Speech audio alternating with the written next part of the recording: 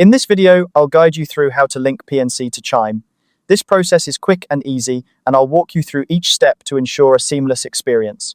So, let's get started. First, you'll need to open the Chime app on your mobile device. Once you have the app open, look towards the bottom of the screen for the section labeled Move Money. This is where you can manage your funds and connect to external accounts. Tap on Move Money to proceed.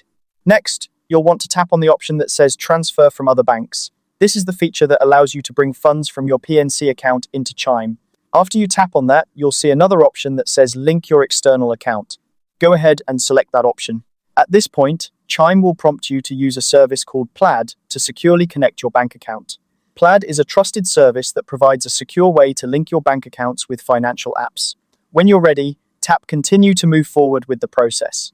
Now, you'll see a list of banks to choose from. In the search bar, type in PNC to find your bank. Once PNC appears in the list, select it to start the linking process. You'll need to log in using your PNC username and password. Make sure you enter these details carefully to avoid any errors. If your bank requires it, you may also need to complete additional verification steps. This could include answering security questions or entering a verification code sent to your phone or email. Follow the prompts to complete any necessary verification.